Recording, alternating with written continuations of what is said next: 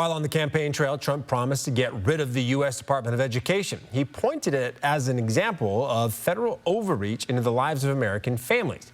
And to understand what's at stake to lose, it's important to know what the Department of Education does. Some of the department's biggest jobs are to administer federal funding from Congress to K-12 schools.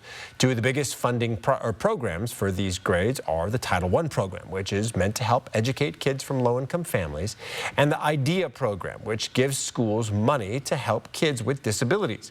This funding predated the Department of Education, so it's possible some of these programs would be moved to other agencies if the Department of Education is abolished.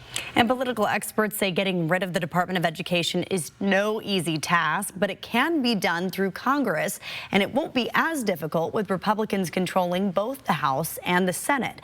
This also wouldn't be the first time the DOE has been abolished.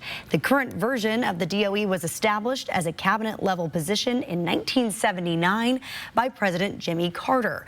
But the first Department of Education was created by Andrew Johnson in 1867 and abolished by Congress a year later.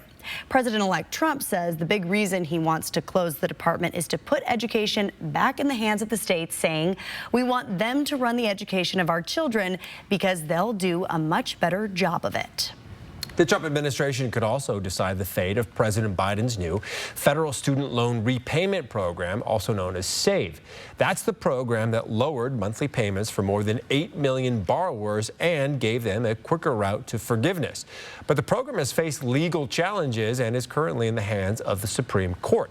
Experts say the Trump administration does not have to do much to get rid of these programs. One former senior advisor in the Education Department during Trump's first term telling the Washington Post the new administration could just choose to stop defending them and let the courts strike them down.